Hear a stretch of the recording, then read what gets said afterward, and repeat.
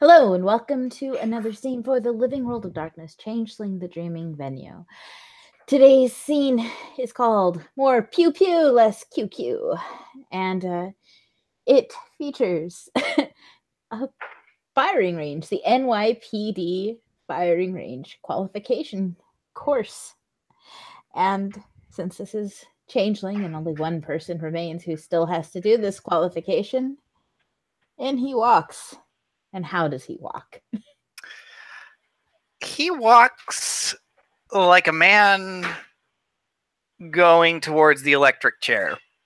Is the best way I can put it. He's maintaining a somewhat pleasant demeanor, but there's just this hollowness in his eyes as he's like looking across the range at what's happening, and already there's like sounds of people taking practice shots here and there. And every one of those sounds is like the ringing of like a death knell almost to him. Just every shot, a reminder of what it is.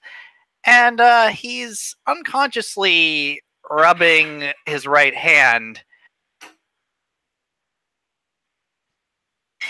He normally wouldn't be doing something like this. This isn't a habit that he normally, even the original Charles had when he was nervous. He's usually actually quite stock still, but this one, there's an itch. A reminder of not him, but someone that he was a part of. Pulling the triggers. And that itch is back and it burns worse. Because now he has to do it. He was actually caught off guard. The email came the night before as a reminder. He had been really checking his emails all that much. He had been focused on other things. And at first he wasn't quite sure what he was reading. Even though the words were there, they were making sense. And then it really dawned on him as he list back through the Rolodex of memories that is the human shell that was once Charles. And then he found out, and he realized, firearm qualification is a mandatory yearly thing. He hadn't realized that he needed to do this in order to keep his job. And for the moment, he's out here on the field, sort of staring blankly. Well, maybe not too blankly, but staring at basically what he sees is his doom across the way.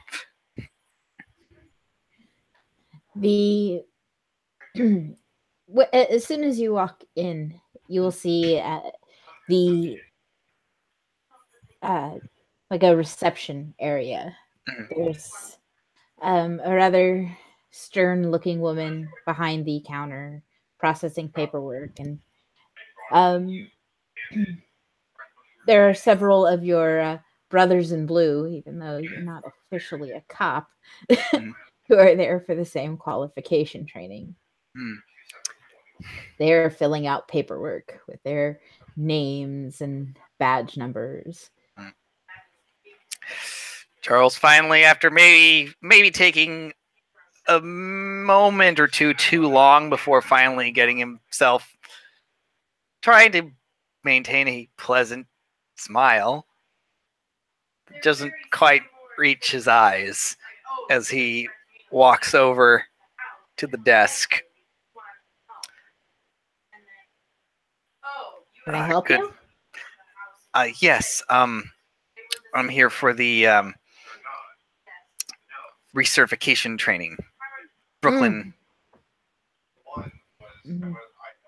All right. Here you go. She hands you a clipboard. Fill this out, and the next class starts in about 15 minutes. So try and fill it out quickly. He smiles, certainly. And he kayaks over and he sits down with the pen and he's looking at it where his name has to be. And he finally manages to start writing. but he's also making sure he's reading every word, like trying to find some way he can get out of this, in somewhere in this writing of this thing. But no, nothing in here tells him how he can get out of this. Everything in here is making sure that he realizes that any injury he may suffer here is not the fault of not the fault, blah blah blah, all this stuff. And there's not a single word in here about whether one's soul shatters in the extent of this thing, or what happens when a promise you made on your essence is violated. Because, of course, that's not something that's anywhere in any of this legalese, which is worse, because there's nothing you can twist when there's nothing that exists there. And like the best Fae.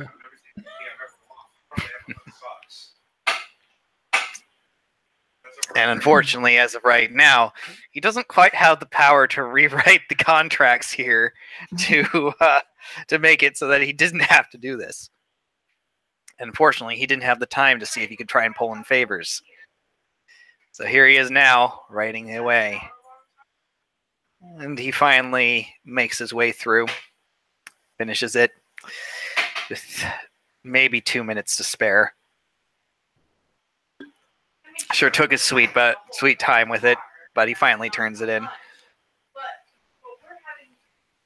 The woman at the desk gives it a quick glance over. All right, classroom is down the hall, 2 doors down. Take a right, and it should be right there. There's already a class in there. Thank you. Mm-hmm, mm-hmm. And he starts walking the way, and boy, is that hallway long. Yes, the fluorescent lighting flickering just so gently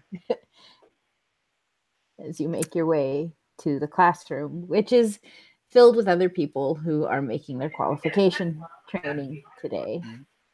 Go ahead. Yeah, no. So for him, he's almost hypersensitive to the sound of his own shoes clacking against everything. Like literally, for him, right now, this is him walking to, like I said, to his doom. Mm-hmm. He has no idea what's going to happen.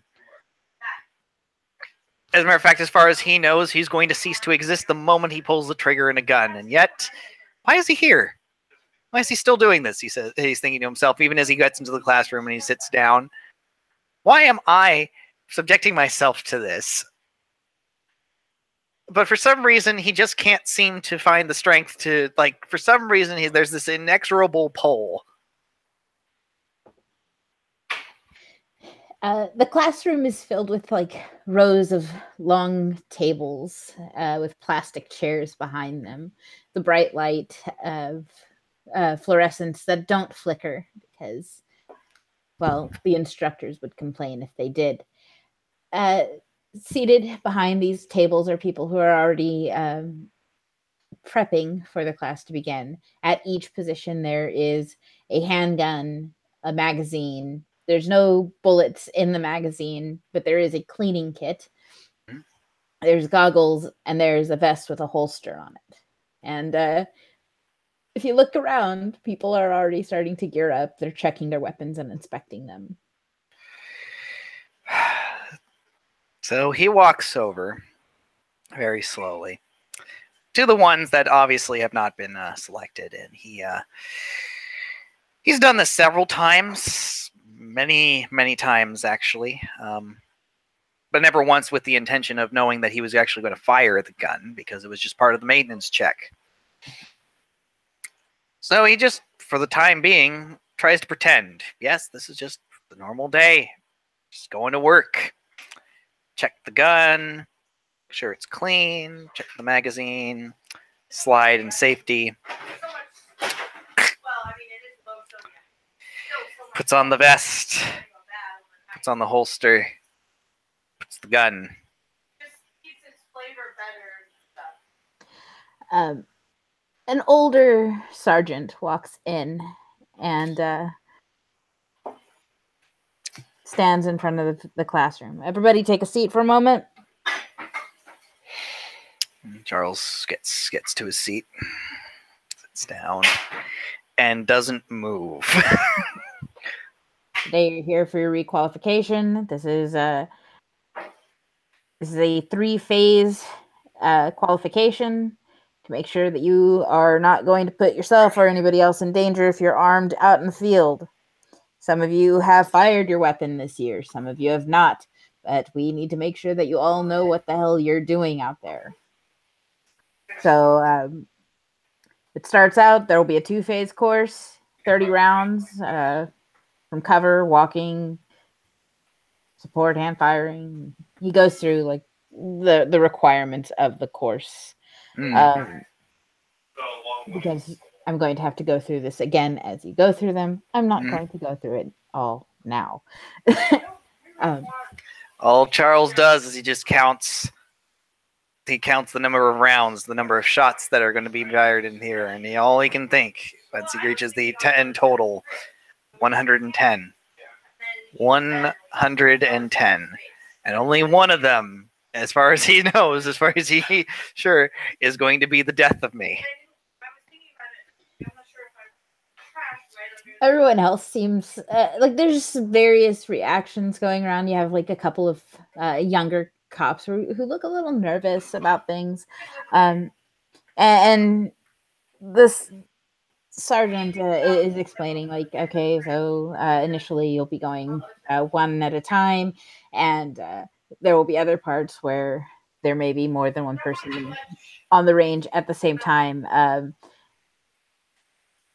to do like check drills and stuff like that. And it is pass fail. It's not an ABC grading system. And he just, and he goes through and then he, are there any questions? If there's nothing from Charles, No. we'll move on. Yeah, no, Charles, if he had any questions, they're out of his head just as the thought of 110 shots. What are they going to do when I fire the first shot? What's going to happen to me when I fire the first shot? What are they going to think if I just fall over dead? He has no idea what's coming his way. And the sergeant will say, okay, well, if there's no questions, let's move out to the range. And he'll lead the way to sort of like the first portion. It's like in a like it's in a warehouse-esque type building. Lots of room to move and maneuver. Various like blocks and partitions or I'm forgetting the words. Things to take cover behind, sandbags, all that stuff. And he points to the various targets that are in the room. This is where things will be set up. You'll have this 40 seconds to fire 8 rounds for the first, and then 15 seconds to fire 10 rounds. You'll move to cover here. You're going to fire 8 rounds in 5 to 6 seconds for a walk and draw, and he points to the 15-yard line. You'll wait for the command walk, and finally you'll have 10 seconds to fire 4 rounds, and he points to like this where like it's just an area to do strong hand support hand firing. And everybody starts like lining up against a wall to wait because this is one at a time. Right. Charles gets there. His mouth is just dry. And he subconsciously, he's usually better about this when he's in public amongst people, but he licks his teeth. Because Kararis isn't at the beginning of the alphabet or anything like that. There's probably a few people that go before him, and the sound is loud. Several people automatically reach for hearing protection and put it on ahead of time. because of how loud it is. Yeah, Charles follows suit, but that still doesn't. Even when it's deafened, there it feels more like the. Mm-hmm. Every one of those is just a vibration, and he's watching this in front of him, and there's part of him there's just looking at this and going, just this everything that he just. What do they may do with a gun? There's nothing. There's no point to a gun. All it does is to kill. Even when you're having to hunt an animal or something like that, all it is to kill. You're fighting like the animals. You're giving into a savagery. You're not trying to build anything. You are destroying. And you can destroy. No, their destruction has its place, but not like this inelegance, this crude, savage way. And I'm about to do it. Why am I doing this? He's been asking this question a lot to him today. Why am I going here? What am I doing? Is it some loyalty to the job, or is there something else? He's not sure. He hasn't quite figured it out. He knows at any moment he could just say, I don't want to do this. And yet he's still here. The line moves fairly quickly, considering it is a very, like, the amount of time you have for firing is very brief. And each person's time is accentuated by very loud buzzers that allow them to know if they've used their 40 seconds or 15 seconds, their 6 seconds or 10 seconds, etc. So this is a lot of rolls. And here's the thing. If we go the route of one firearms roll, one firearms roll for like a section, the chance of you failing the whole thing and having to do this again is high. So I'm going to you make this call, because when Christy and I did this as Maxine and Misha, we rolled per shot. It is a lot, but we have the dice roller. We do have the dice roller. Would you like to see how your first shot goes before you make the? We'll do that first, because that's really going to hinge on how well he makes his antithesis roll on the first shot. Yeah. So. Okay. So, before you know it, Charles is at the front of the line. No one stands between him and the course ahead of him. This is it. It's here. He's going to his death. He walks out there. And why is he still walking out here? He knows he's going to die if he does this. Why is he doing it?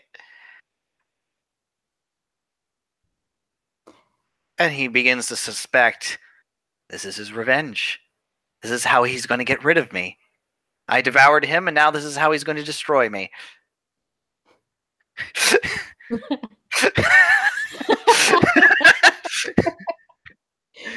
And he's looking at himself as his body is just like going on automatic here. You know, it's like, it's one of those moments where it's just like, perhaps it's a more human thing than he's realizing that's happening here. It's like when you're just so afraid of something that you can't help but go towards it. All sense is gone. And that's essentially what it is. He's almost like in a daydream. It's like, this is nightmare. This is exactly like that time where I tried to kill that troll in Vixen. And Shea has apparently saved me from that one. And look where she is now. Unable to talk about something. Can't even suck up to her own failures. And here I am. Is that why I'm doing this? Prove that I'm not afraid? Oh no, I'm fucking terrified. But he's there, right there. He realizes he's there as someone sort of goes, "Hey, you there, buddy?" The instructor will remind him that it starts out with precision fire from cover, and he'll point to the various places to take cover. Um, two rounds from the right side of the barricade, kneeling to the right side. Then you'll do a tactical reload, fire 2 runs, kneeling left side of the barricade, and then standing to the left side of the barricade. When you're done, rollout technique, firing 2 rounds per exposure. So you're going to roll, fire while exposed. So it's a different location for each exposure. And you have 40 seconds to do this, he says. And gives Charles a look of like, you got this, old man. Gives him a reassuring pat between the shoulders. And the buzzer goes off to indicate it is time for Charles to move. Yep. And his body is already moving. His mind isn't quite catching up here. There's still some of that old instinct from the body, the muscle memory is kicking in. Maybe that's what's guiding him right now in this moment. But even then, he gets there and he gets to that position, and he freezes because the gun's there in his head, and he knows it's not my hand. It's not my hand. It's not my hand. It's not my hand. It's not my hand. It's not my hand. It's not my hand. And finally, he turns the corner, and against all common sense, against the higher fey part of his nature that's screaming not to do this, he fouls the trigger to fire the first shot. So let's see how, let's roll the firearms just to see how that went. Mm-hmm. Oh, 1 success. Good for him. And let's I thought see. your dex was higher. No, it's only 2 right now. It won't go to 3 until later this month. Okay. Yeah. No, but now let's roll antithesis.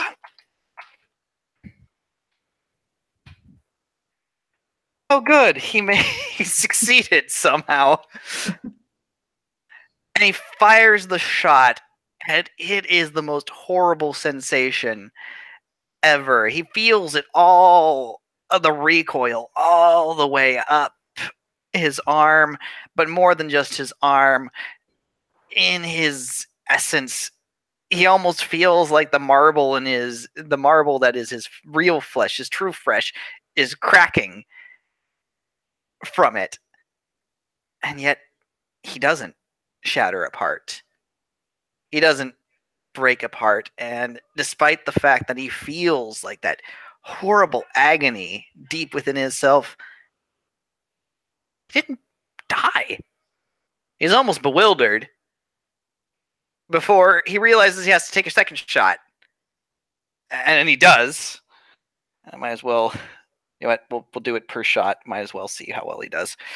It's going to take a while, but here we go. It might be for the best, just saying. Yeah. I would copy and paste the firearms. The firearms. Yeah, that's what I'm going to do.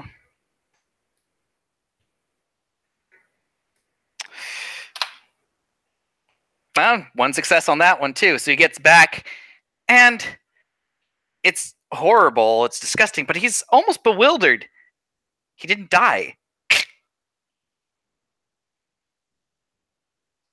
Is something about him being in Charles as he goes over as he does the tactical reload, and he's thinking to himself, still moving almost subconsciously, that sort of like under pressure, under fire, your body's kind of reacting in the heat of the moment kind of thing.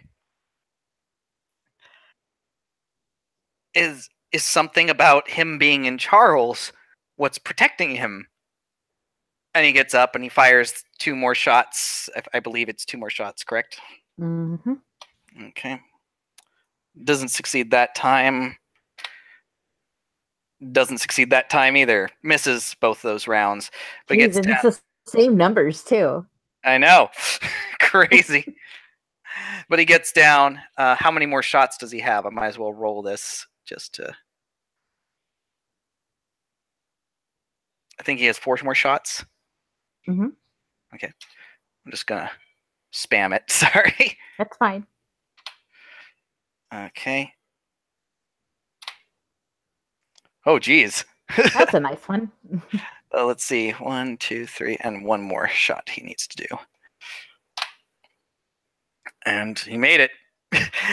Aside from the 2 misses he had on the precision firing, he manages to get through it. And he's just absolutely bewildered. He just feels awful. He feels sick. He feels like he's betrayed everything that he is, and yet for some reason, he's still standing here. He's not dead. He thought that the moment that something like that happened, it just fired apart. Could it be that because a gun's firing is called a retort? Is that why he's still? He doesn't remember making any promises like that. He's kind of lost in his head before like someone's going, okay, time to move on to the next stage. Yes. 10 rounds in 15 seconds. Jesus. Yeah, on the signal, you'll draw, fire 2 rounds at the target, literally 2 or 3 yards to kneel below cover, a lot of rolling around and moving to cover and firing. So, all right. Do you know how to do the like little alligator fail mouth thingy so we can just count successes instead of counting dice? Let me see if I can find if someone actually managed to. Yeah, it's greater than equal to 6F1. Let's see if someone else has it. I see Lily did one, which was. Mm-hmm. Let's do 4, 10, 6F1. Hashtag.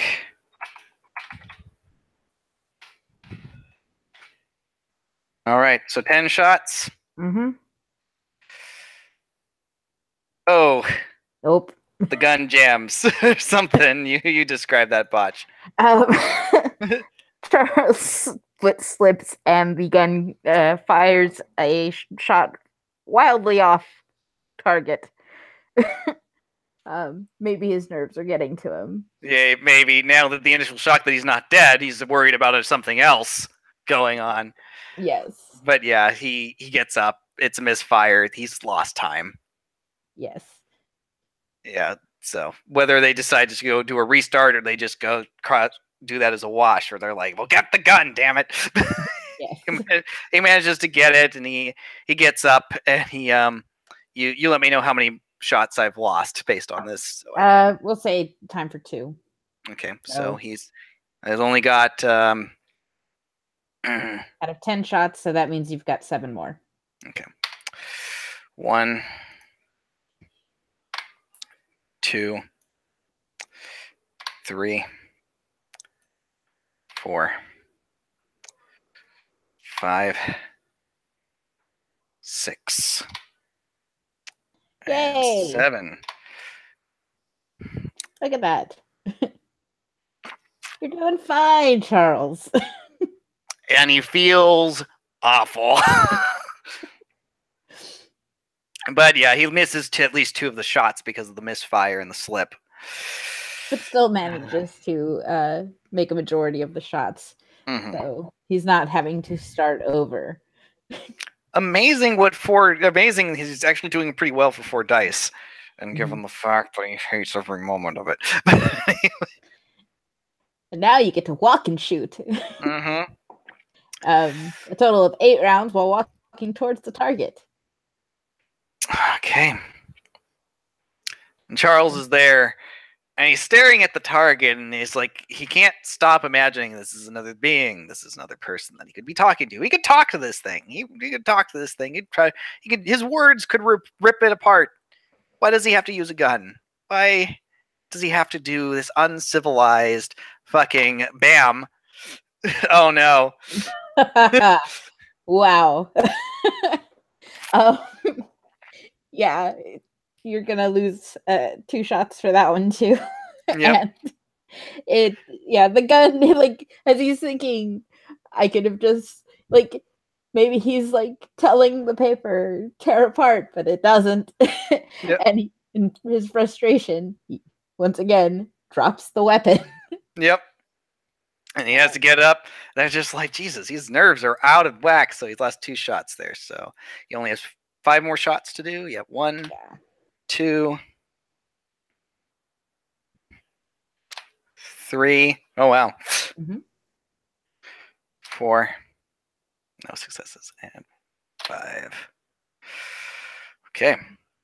So total of 1, 2, 3.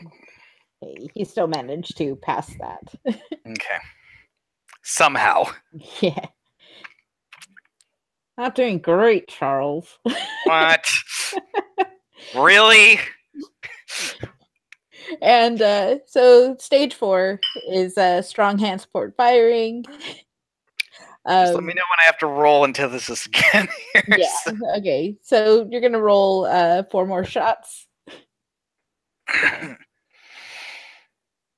God. Mm-hmm. There's another botch. And the recoil just finally gets to him, and he just drops it, and he's just like, even without the antithesis roll anymore, there's only so much he can take. So he just like drops the gun, and he's just like, ah, fuck. Yeah.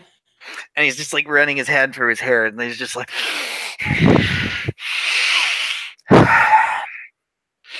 you'll hear a voice over the intercom. Just pick it up and start over.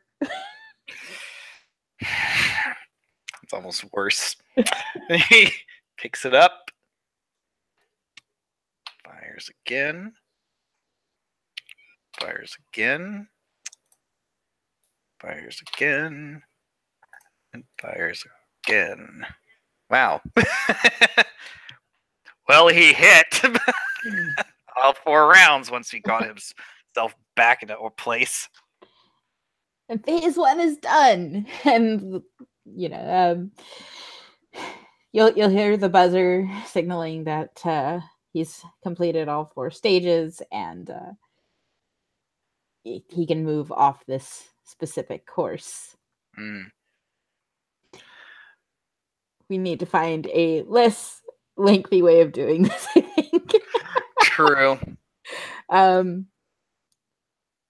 I mean, one way or another, you could make it just per phase, but I mean, like, I might just have you roll a bunch of different or roll once per stage or something. Or something like that. Yeah, I mean, once per stage isn't a bad way to do that, just to get a general of how well he's doing or not. But yeah, we'll adapt our target. We'll adapt our practices as we go along. Otherwise, we really are going to roll 110 shots. Exactly. I'm thinking it'll be like this: you've passed the stage. If you fail, you failed the stage. If you botch, you failed to the point where you have to do them all over again. So I'll tell you when to fire. Okay. I've got it in my head what I'm saying. I think I'm not explaining it well. No. All right. I get what you're saying. Okay. Let me know whenever we're ready for the next phase. This is the one with shoving. It'll be fantastic. Oh God. So yeah, they're as you move to like the next target practice area, you see people putting on body armor. Mm-hmm. And yeah, you'll also see people, like, you'll notice that the silhouettes don't just have targets on their just on their chest, but they also have them on their heads. And the instructor is explaining, like, this is body armor. This is, stuff that you can get on the street, but unfortunately, it's also stuff that people are capable of acquiring through less than legal means. And this is a section where you're like, they're letting you wear it. It's a sort of like to refamiliarize yourself with the weight, but you're also going to be practicing taking down somebody who is wearing body armor. And so when you hear body armor drill, you must aim for the head. So the first part is weapon retention. So you'll draw and fire 2 rounds, 3 seconds from a weapon retention stance, etc., etc. Da, da, da. And so, anyways, he moves you to your position. There's other people, since it's a much larger range, who are moving along as well. Um, and go ahead and fire your first roll and your antithesis. All right, I'll fire the gun first just to see how well it Yes. goes. Okay, he's doing pretty well there. Now let's see what it is, because now there's been a rest period, and still the horror is it diff 6 her antithesis, or is it diff 8? Diff 8. Yeah, that's what I thought. Oh my god, he made it somehow, and once again the bullet like ripples, and it's that same cracking sensation, that same awful sickness feeling that he's having that he's feeling when he does this. It's just a complete betrayal of everything that he is. Why is he still doing this? And how is it that he's still not dead? I kind of feel like you should have to roll it another time when shoving is involved as well. Probably, yeah. Once the shoving starts, let me know. So, cool, but the shoving starts now. Oh, okay. Well, here we go. And then the shoving starts. Yes. And it's terrible.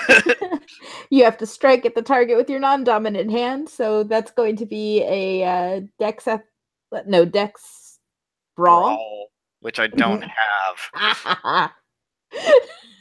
Fantastic. So 2 dice. Yep, at dip 7. And Yay. Then oh my god.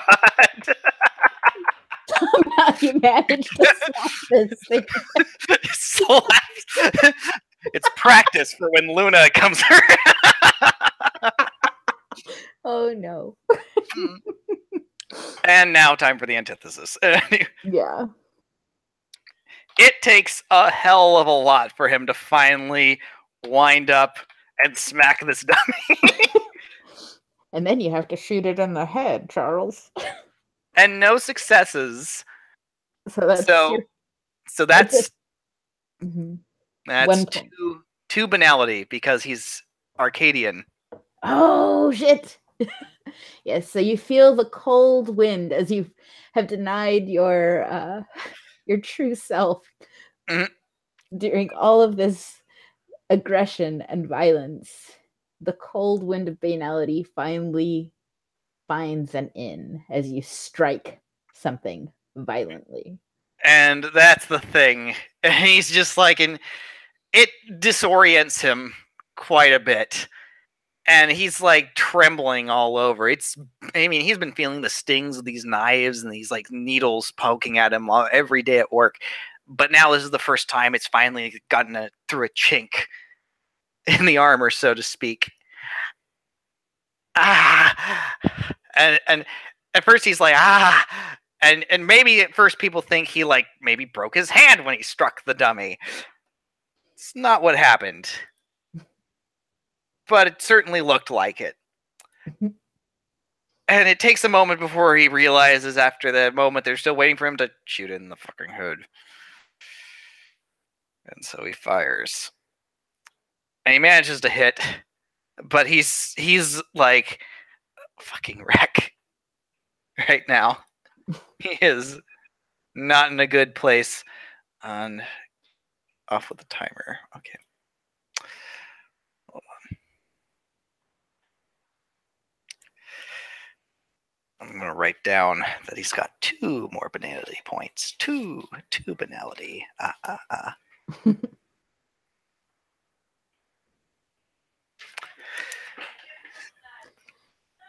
Next is reaction shooting, and then shooting while running backwards. So 2 more rounds of firing to see how you're doing.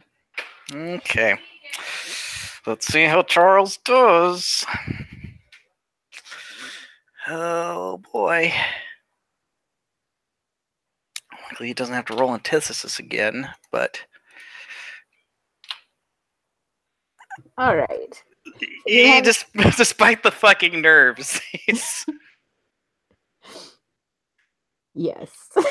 He manages to get through phase 2, firing a total of 30 rounds and smacking something. Smacking something. Oh, he managed to survive everything else, but once the smacking was going down, that was it. That was the last straw. That was the point that even they said, like, no.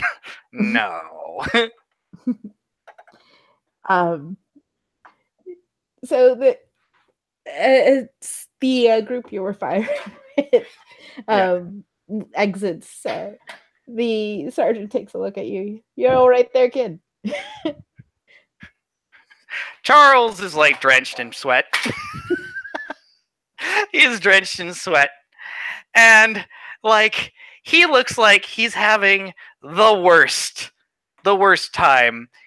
It's everything. He's in pain. He's got pains that he can't even describe to this man of what he's exactly feeling. And he looks at this man, and the only thing he can do is smile. And that way too sharp smile. I'm fine, sir. Thank you for asking. You look like you're having a hard time out there. If all I'm saying is if you're having a rough day, migraine or something, you can reschedule for later in the week. No, I think I'd like to try and finish. All right. Okay, well, the next one is a total of 50 rounds. Good. That's wonderful. He says as he goes off. Still keeping that smile as he goes off. The sergeant gives kind of a shudder. Like, yeah, and so he leads the group to the next area where it's currently lit, but as everybody moves to position, the lights go off. So this is going to raise the difficulty of your firearms. And okay, so here's how it's going to go. A botch for this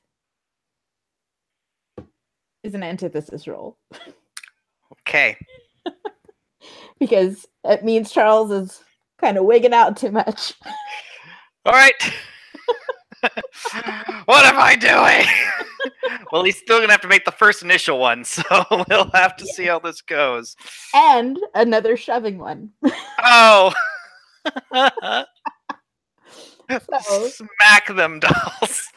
In the dark, you smack them. So at least 2 antithesis rolls for this particular round. I will laugh if both the strikes are the ones that cause the antithesis roll to succeed. Yay!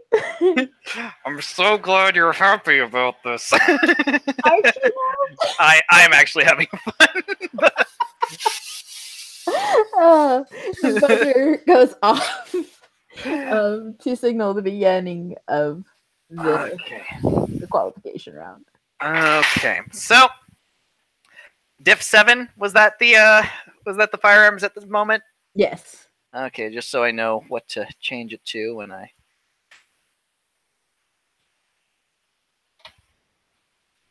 One success. Yay, he made it! But now it's time for him to roll antithesis. Mm-hmm. Shots in the dark. Shots in the dark. It was the heat of the moment. No. Oh my god, he bossed that one, but even then he's like, maybe it's because he can't see what's happening, that's what's helping him right now. But even then, he's still feeling it. It's not as bad this time. Maybe he's reinforced a bit, but it's still horrible. It's still disgusting. It's still base, primal. Everything against everything that he stands for. Trying to be something far more civilized. For the next one, you must shove the target and yell, "Get back," and then fire. So at diff 8 with 2 dice. Mhm. Wonderful. Okay. Get back! Mm. That's not He great. can't see. No, no, it's not. But now it's time for another antithesis roll. No, 2 more points. Oh, Of course, it's the strikes. it is. And he feels that again. And he cries out again in the dark. And people are wondering, wait, he really did break his hand this time. But he's going to fire this gun. Get back, fuck! He manages to shoot it.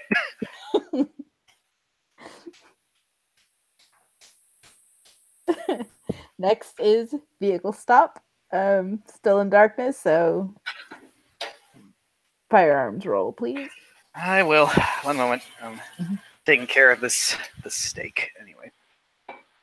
I'm multitasking, don't you know? Oh, fantastic. I know. I figured if Charles is multitasking his thoughts and firearms, I might as well cook and game at the same time. It makes sense, right? It's totally the same thing, banality and cooking. Don't tell that to the Boggins. Oh no. Oh no. And firearms, let's see how this goes. Ah, there's the botch. And so freaking out in the darkness. Oh yeah, and it's another antithesis roll, right? 1 success. He manages to make it. Great. Now fire again to see if you can get your points for this. Okay. 7, sorry.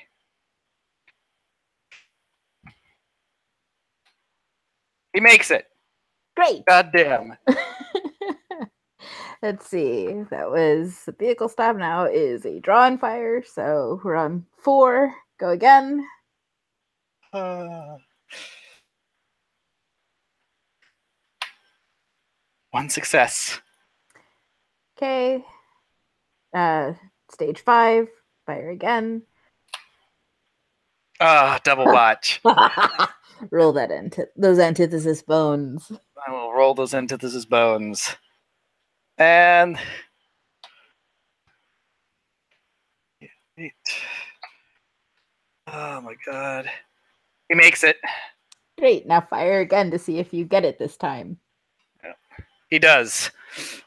Look at those sentence. Holy crap. All it takes is the threat of finality for No, I must live. Okay, stage 6, fire.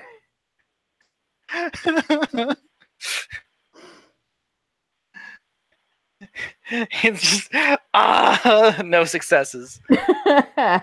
Fire again. Make sure you pass it. Hope to God. It's just not happening. At this point, he has pushed himself so hard. I know, but if he doesn't pass it, he's gonna have to come back to do this. Oh no, he's not. If he doesn't pass it, he's not coming back. Do you want to move on to stage 7? I mean, is it? Do I get one more chance at this, or do I have to move on to stage? You can get one more chance. Okay, I don't know how it works, so it's God. We're going to be accommodating because it may give you a chance to pass, but it also gives you a chance to botch. Yes, it does. He manages to somehow do it. Fantastic. Now you can move to stage 7. And this is still all in the dark. Jesus. Yeah, it is. Oh my God. Oh, actually, this one has flashing red lights. Oh, wonderful. It's still diff 7 because it's whoop, whoop, whoop. Yes. Messing with your perception. Mm-hmm. Was that the most recent one? I haven't rolled it yet, so. Okay. Here we go. He made it. All right. And finally, stage 8. Healing fire with tactical reload. And somehow, despite that difficult moment, he manages to make it through. And the lights come back on. And what stands there in the dark, in the light now, is almost completely unrecognizable. As the sweat has completely drenched through his the body armor, everything, he is just, there is just this look of an absolute haggard shell of a man. His eyes are glassy. He is like holding his hands limply, despite the fact he still has the gun in it, and he's staring there. But there's one thing that's on his face that hasn't broken, and that's probably the most horrifying bit of all, is that he's still smiling so wide that it doesn't even look like he's smiling anymore. It looks like he's baring his teeth and is ready to rip someone's throat out. The rest of the people in your group have gone ahead and cleared out, giving him a wide berth of distance. The sergeant moves out to the frazzled-looking Charles. You can go now. You should go now. You need to go clean your weapon and turn in your gear. Thank you. I think I'll do that. he glides off almost. There's still certain creaks in his essence that he's feeling new. Oh wow, maybe it did put some cracks in his marble.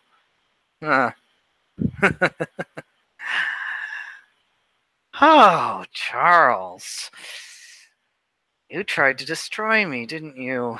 He's thinking to himself as he walks down, and he's still smiling all the way down. Tried to destroy me. Oh no, Charles. I'm here to stay, he says as he goes through the motions, still smiling. It hasn't moved. It's too creepy. It's too eerie. A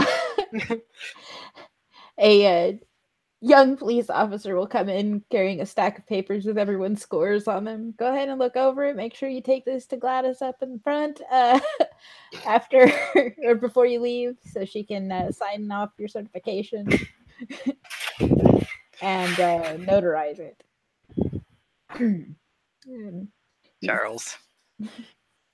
Charles takes it very, very gently. Thank you. And he looks over the score. It's passing, not great. Yep. Yeah, and it'll up in the corner. It says expires April 17th, 2019. Oh. That gives me one whole year to figure out a new career opportunity. Because I am never doing this again. And he folds up he signs what he needs to sign on it. And he walks out and he sees her there. He was there in front of her before, and now he's completely unrecognizable, and that's way too wide smile on his face. That just kind of gives him a concerned look. You all right there? Never better. Some people really crack up out there.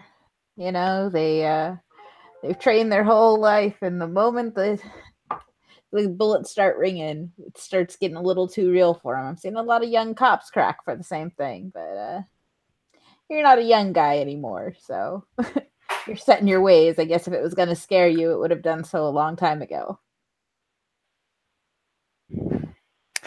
Sorry, I faded out for a moment. What did you just say to me? I'm sorry. That was probably also Charles. He probably faded out too, because he's in kind of a... Huh? I've seen a lot of young cops crack up out there. All the training and stuff is fine until they start hearing bullets ringing, and it makes it a little too real for them. But that's the young guys. You're one of the older ones, so whatever was going to scare you, you've already gotten over it. You're set in your ways already. Right.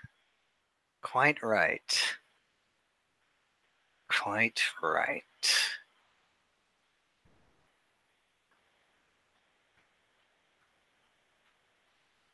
It's almost like a weird sort of like, yes, yes, please, just sign what I need to sign and get me out of here. And she will. And I mean, she's not like trying to socially intimidate him or anything. She's just Oh, yeah. engaging in conversation. Yep. Which is odd because normally he would be in the mood for it, but right now he's not. Right now he just wants to get out of this place and away from it and never return. And yeah, she'll sign and stamp, make a copy of it for the files, and hand it back over to Charles. Thank you. Have a wonderful day. You too. He turns and he walks out of the building. And half of him bewildered at the fact that he is alive. He's still here. But there's weird creaks here, so perhaps there was something about him being a part of Charles that kept him from shattering upon the first bullet. But it still can burn deep. Oh, this was quite the humiliation, Charles. After all, we had a nice, lovely conversation the night before, didn't we? Or is that just to lure me in so I could be destroyed? Oh, why did I do it? Why did I go through with this? Why did I suffer through this indignation, this... Why did I even bother with this? I'm tainted. Oh, this is why I despise this place. You can't be purely you. Everything infects you in some way. Is this it then? Nope, you still got half of the workday left. No, I know that, but I'm just Charles monologuing. Shut up, Charles. Shut up, other Charles.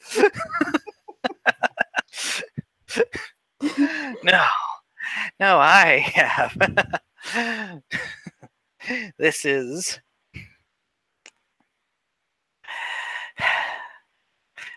You know what? Now, whatever it was on, I was lost it. Oh, sorry. And he just fumes his way to the office. And he hits the showers first once he gets there to at least clean off. Maybe takes a little too long there.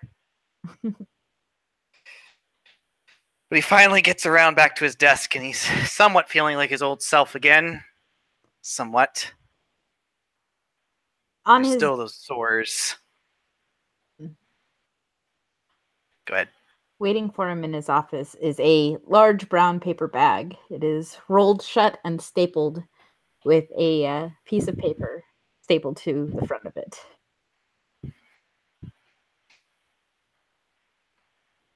And he spins it around and he looks at it. It's the letterhead of the city morgue. Mm-hmm. And it's labeled, personal possessions of Maxine Parker, and the piece of paper is also has like a photocopy of a form, form that you've also filled out, which talks about burial wishes and next of kin, and perhaps it's because there was a question mark. But there in Maxine's handwriting, after next of kin, is Charles Egar. Charles is staring at this for a long moment. And he's holding the bag. And slowly, very slowly, like the aches are there. They're still there, but they're forgotten for the time being. And he opens the bag.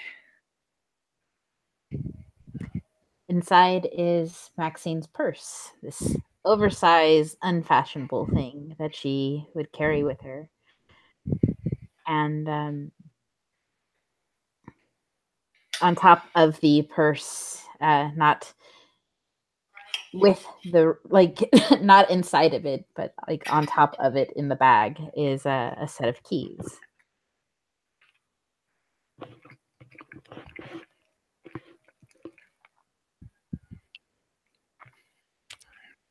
Charles takes these items out of the bag, checks to make sure there's nothing else in there before he sits down with the keys in one hand and the purse in the other. Inside the purse is just kind of like random stuff, a ball of rubber bands, one of those pens with the multicolored ink clickiness, Mm-hmm. a pair of lace gloves that she probably didn't wear in front of him. A notepad with various notes, some of them scribbled out, and just other various things, business cards from the people she's met, the mask she wore as a lass.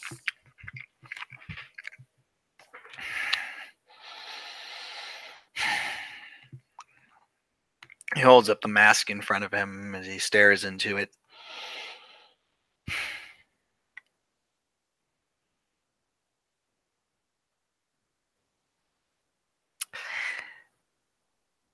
Oh, so that's why I suffered.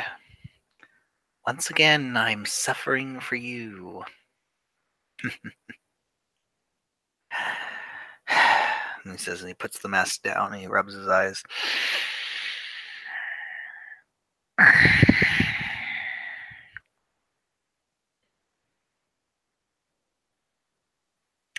I'm not doing that firearms that personal torture ever again. You understand me? That's it. I'm going to at least be doing this job for at least one more year. Well, at most another year. But I'm never doing that again. There's plenty of time to figure out another career option.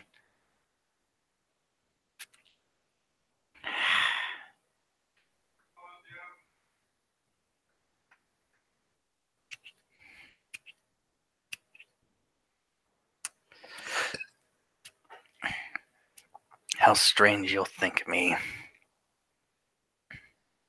Well, you're probably not going to be a cop the next time I see you either. He takes the keys for a moment and he stares at them. Where did the car go? And he thinks for a moment about where they take cars to be impounded. And he's like, oh.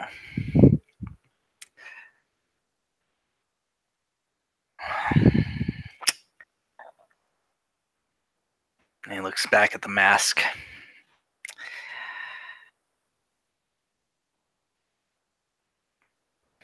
The best car in the world. And you know what? I'm going to learn how to actually talk to it by the time I meet you again. And I'm not going to be able to do that if it's a big cube. He picks up the mask and he puts it back in the purse. He puts the keys in the purse as well, and it's it's this thing that doesn't fit, but he loops it on the coat rack for the time being, so that when he leaves for the day, at least it'll be something he takes with him. But he sits at his desk for the moment when he should be doing paperwork, and he just sits there, thumbs to his temples.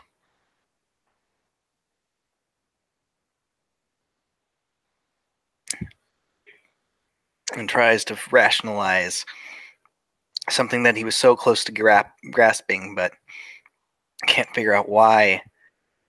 Why did he keep going? Why did he keep going through that test? The answer doesn't come. He was so close to it, but he lost it.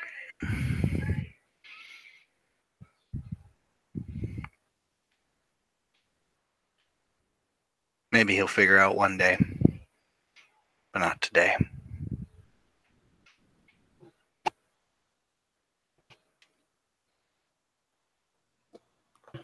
And that's where we'll end our scene.